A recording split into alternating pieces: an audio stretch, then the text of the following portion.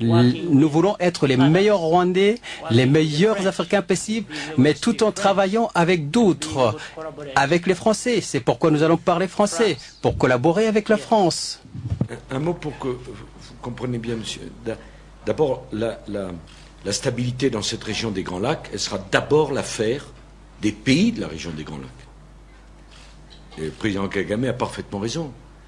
Si nous pouvons aider à cette stabilité, c'est notre devoir de le faire. Et j'ai d'ailleurs dit au président Kagame combien je trouvais courageux et utile les nouvelles relations entre la RDC, le président Kabila, et lui. Et il se trouve, je ne veux pas révéler de secret, mais quand je le disais au président Kagame, il m'a dit « c'est amusant que vous me dites, parce que j'ai eu hier encore le président Kabila au téléphone. Tout ce qui fait qu'il parle, qu'il se concerte, qu'il s'organise, la France le soutient, mais c'est pas à la France de leur dire comment ils vont faire la paix, comment le meilleur partage des richesses se fera, comment le meilleur partage des richesses se fera, comment le meilleur partage des richesses se fera, comment le meilleur partage des richesses se fera. Merci de nous retrouver à Décryptage. Nous allons évoquer un sujet très important, éminemment important. C'est un sujet de géopolitique majeur que je vais évoquer avec mon invité aujourd'hui. Mon invité, c'est Charles Onana, journaliste d'investigation, auteur de plusieurs ouvrages sur l'Afrique. Et aujourd'hui, nous allons évoquer la question du Kivu et surtout les soubresauts que connaît cette région très reculée à l'est du Zaïre. Charles Onana, bonjour. Oui, bonjour.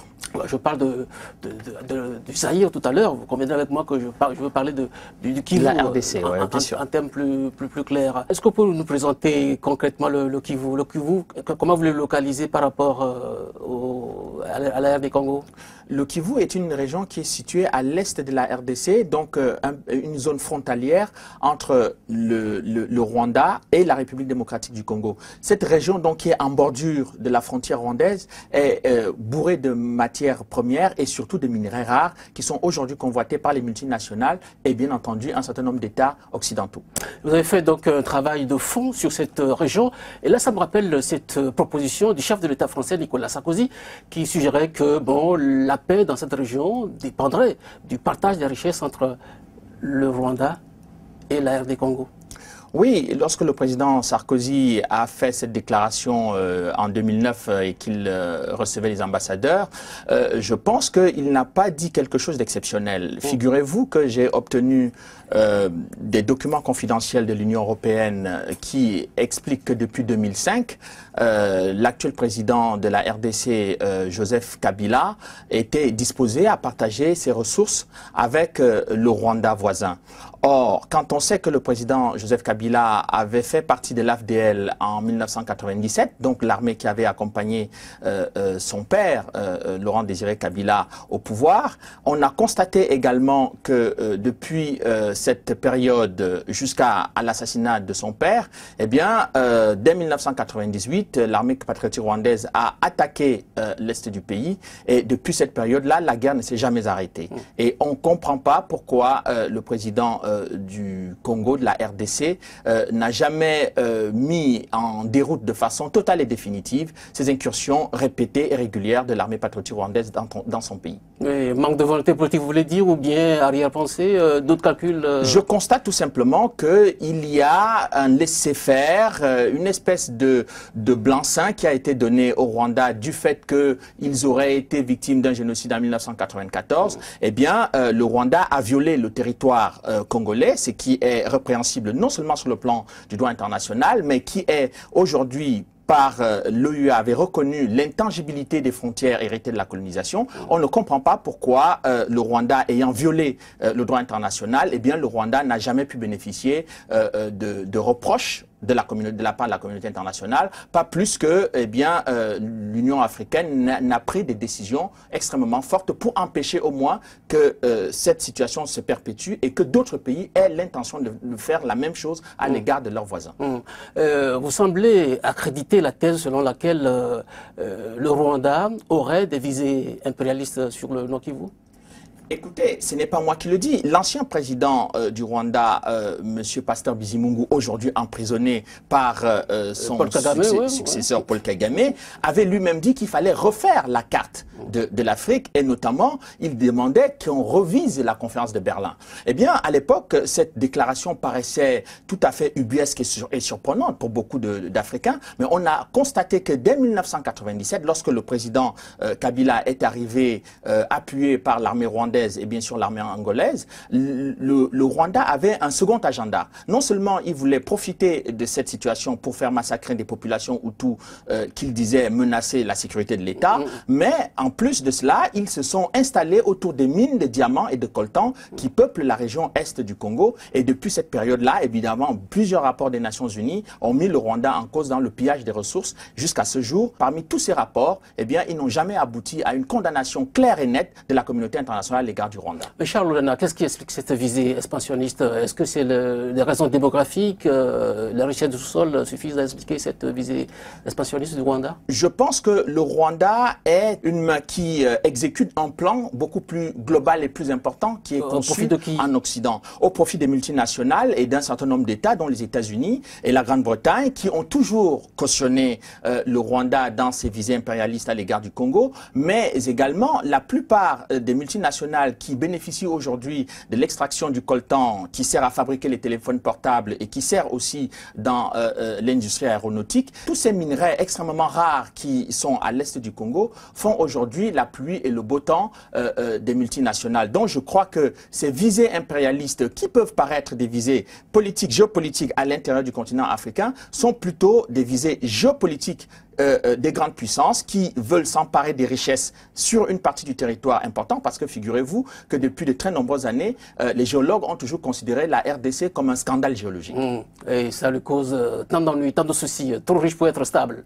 Absolument, trop riche pour être stable. Vous aurez constaté tout simplement que le maréchal Mobutu, s'il a pu mettre autant de temps au pouvoir, c'est parce que les États-Unis avaient accepté cela. Je tiens à vous rappeler, par exemple, qu'en 1945, ce que peu de gens savent, c'est que l'uranium qui a servi au bombardement de Nagasaki et d'Hiroshima par la bombe atomique américaine, l'uranium venait de la RDC. Le coltan aujourd'hui qui sert de fabrication de portables, depuis 1942, eh bien, ce minerai avait été considéré par les États-Unis comme un produit de défense nationale. Donc vous comprendrez que les enjeux sont beaucoup plus importants que le petit Rwanda qui essaye de faire des incursions au Congo. Incursions répétées, allons-nous dire, puisque ça se poursuit, hein, ces genres d'incursions. Mais pourquoi la justice internationale n'arrive pas à venir à bout de cette crise? Eh bien, lorsque j'étais encore étudiant en relations internationales, on nous disait que eh bien, le droit international dépend de la volonté politique des États. Ouais. Donc, à partir du moment où la communauté internationale, ce qu'on appelle ou on désigne sous ce vocable, ne prend pas la décision, n'a pas le courage politique de mettre en difficulté un pays qui viole le droit international, on a vu le cas de l'Irak lorsque on avait dit que l'Irak avait violé le territoire saoudien, eh bien, les Irakiens se sont retrouvés à menacer de tout l'armement militaire le plus important du monde, eh bien, on ne comprend pas que le Rwanda, qui le fait de façon répétée et de façon régulière, et avec des rapports des Nations Unies tout à fait consistants et probants sur la table, mettant le Rwanda en cause dans le pillage des ressources et le massacre des populations civiles, eh bien, la même communauté internationale garde un silence assourdissant devant cet effet. Et il y a même mieux, c'est qu'aujourd'hui, l'ancien Premier ministre britannique, M. Tony Blair, est devenu le conseiller bénévole du président Kagame. Eh bien, vous comprendrez, et je pense aussi vos téléspectateurs, que eh bien, tout cela est tout à fait clair. En tout cas, merci de nous le dire sur Africa 24. Charles Onana, on a su parler de cette région et on a su parler de la première grande guerre africaine. Et on se rappelle du temps du président Kabila, il y a eu cette guerre qui a impliqué quasiment 8 pays de la sous-région. Hein. Guerre au sommet sur l'arrêt des Congo. Mais est-ce qu'aujourd'hui, avec le Kivu, peut-on craindre une nouvelle déstabilisation de la région? C'est le projet, je pense, l'agenda caché des multinationales et d'un certain nombre de pays développés qui ont intérêt à ce que la région de l'Afrique centrale vole en éclats. Je pense que aujourd'hui, les intérêts pétroliers dans toute la région, vous avez le Gabon, le Cameroun, le Congo, Brazzaville, le Tchad, le Soudan également. Je pense que on est dans une région où tout le monde, en tout cas pas les Africains, mais les pays occidentaux, les multinationales qui convoitent les richesses dans cette région, veulent mettre cette zone dans une situation d'instabilité chronique et d'instabilité politique dans le but tout simplement de se servir. Je ne pense pas que leur analyse politique soit tout à fait pertinente parce que on peut négocier aujourd'hui l'exploitation des ressources minières sans passer par des déstabilisations politiques, des crimes contre l'humanité, contre les populations civiles et surtout cette grande horreur. Aujourd'hui, la RDC est le pays qui a, depuis la Seconde Guerre mondiale, est le pays qui bat tous les records de victimes. On est à plus de 6 millions de victimes aujourd'hui, et sans compter les atrocités et les déplacements de population. Et lorsque vous avez des réfugiés qui vont se retrouver au Congo, Brazzaville, au Gabon, etc., on va se retrouver avec une situation qui sera chaotique sur le plan démographique, mais qui va créer de gros problèmes pour l'environnement. Mais la communauté internationale a le dos large. Que dites-vous du comportement des chefs d'État de la sous-région, des chefs d'État de la SADC par exemple?